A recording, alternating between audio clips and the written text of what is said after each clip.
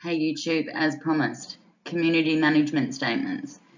What are they? Why are they important? Why are they so significant to everything that happens in your complex? Now, a small disclaimer at the beginning, this is information that I have compiled through doing my own personal research, and I have not got any legal or legislative training at all. This is just what I have discovered from everything I've been doing in the past month or so. Okay, let's go. The first thing to remember, or the important thing to understand, is that a management rights agreement has many parts. It's a bit like an umbrella. So management rights sits at the top. Underneath that, bigger heading, community management statement, or CMS as it is referred to in the bids. Now, underneath that umbrella then sits the letting agreements, the caretaking agreement, or the terms of the management contract, which means, is it on-site, is it off-site, is it a resident manager, is there a office provided for the manager when he is on-site? So what is in that community management statement can will directly affect all of the terms of those agreements that sit under the bigger umbrella. So that's why your community management statement is so important. Now, the community management statement, all of these contracts, in fact, are set by the developers before residents even come into the complex. So they're set generally with the intention of making this management rights agreement or contract or whatever you want to call it an attractive sale prospect, not considering who may buy in or any kind of review process once people do buy in. This is just the way it is, and you buy in based on what the developer has decided. So that's where it all sits. And depending on the module that your community management statement is registered under, will have an even bigger effect on these contracts that sit underneath, because the modules on the community management statement state pretty much what the needs of the complex are and the terms under which these contracts under the umbrella can be constructed. So we're going to have a look at that.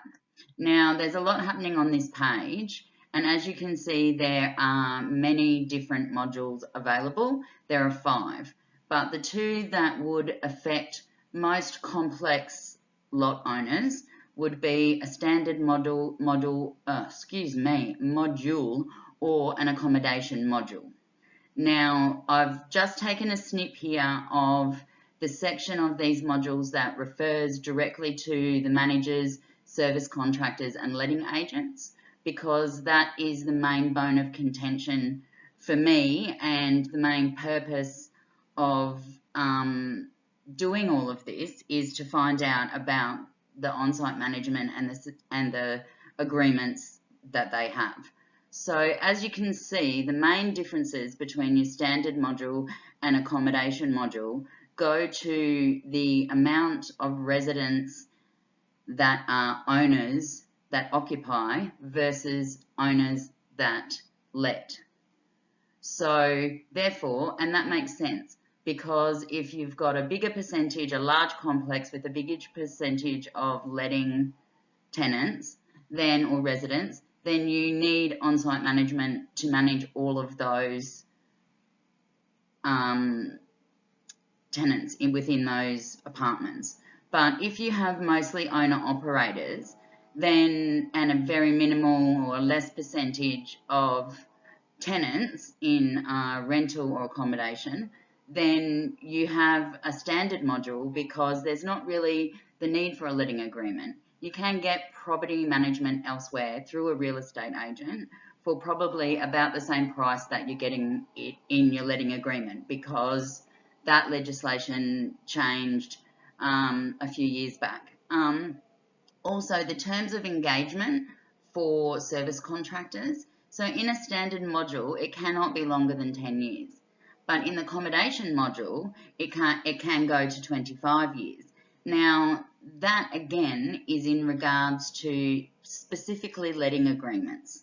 So letting agreements are probably in a big complex where the big money is, because you are paid fees by each letting owner, much like a property manager or a real estate agent would get paid. So there's more money in that, there's more money in longer term contracts, therefore that's about banking and finance and lending, etc., etc. But for communities that are smaller, that don't require on-site management, don't need someone to be there all the time, there's no common area facilities like barbecues, pools, that kind of thing, then you don't need someone on site, and you have smaller letting arrangements because it's a more personalised service, it's owner occupiers, so we don't need much attention, and we should have the option to change or terminate that contract reasonably regularly, and 10 years I think is much fairer than 25. So, you know, these are what I can see as being the main differences. And for myself, as I said, I'm doing all of this because of my complex, and my complex is a 16 unit complex, and we have no common area facilities, so no barbecue, no pool, no gym, sauna, anything like that. We have minimal gardens, so we have more, from what I'm guesstimating, because obviously I can't know everybody's personal business, but we have more owner occupiers, therefore we should be under the standard module, but we are not, and that is purely because this stuff doesn't get reviewed, because until you sit down and do what I've done for the last month and stick your head right into this stuff, you don't understand, you don't know. None of this gets explained to you the way I guess I'm setting it out now, in comparison, in a comparison way. So, you know, it's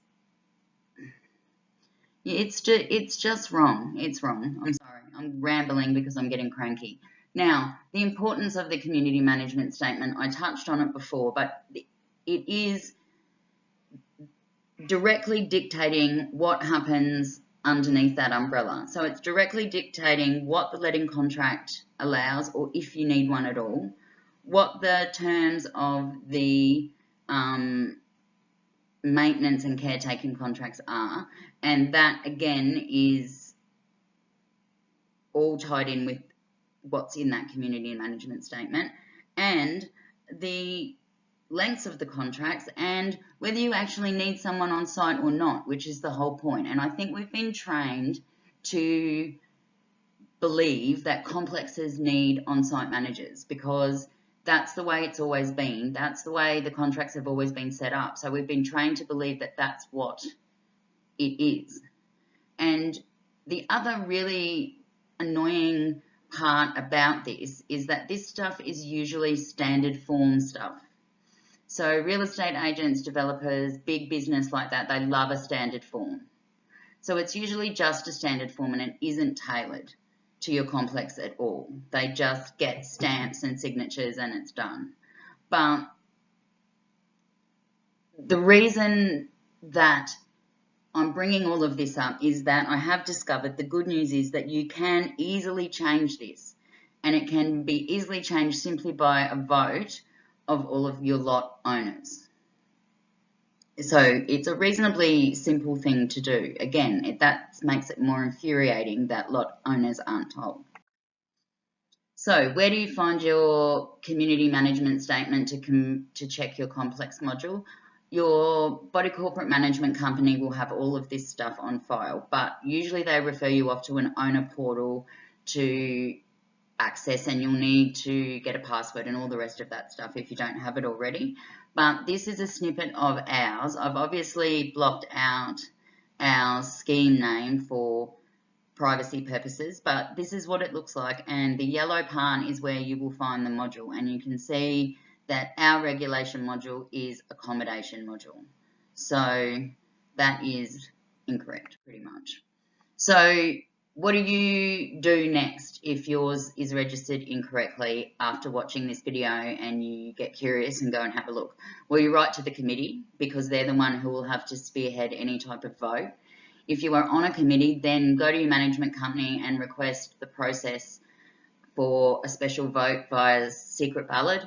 They'll be able to, you don't need to call a meeting, they'll be able to send it out to all of the lot owners. And then if I was you, I would put together something explaining to all of the lot owners the importance of the document and the flow-on effect it directly has on how the complex is run. Now, obviously, if you're stuck in a 25-year contract, there's not a hell of a lot that you can do, it seems,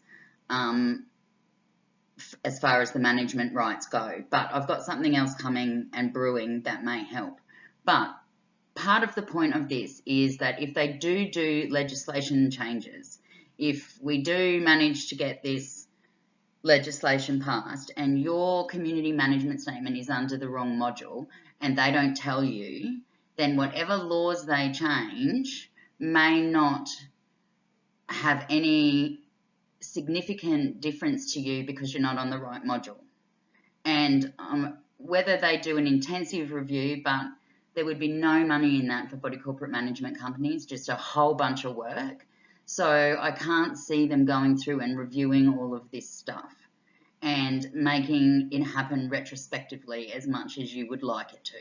So if you can do little changes now, if big legislative changes do come, then you're prepared. This is my thought processes. This is what I'm just trying to share with other people who feel ripped off and pissed off and stuck in these contracts and watching their property values plummet because of these ridiculous contracts and because of the state of caretaking or whatever your complaint may be in your particular complex. So go and have a look, and if you're not happy with what you see, I suggest you take some action to make others aware.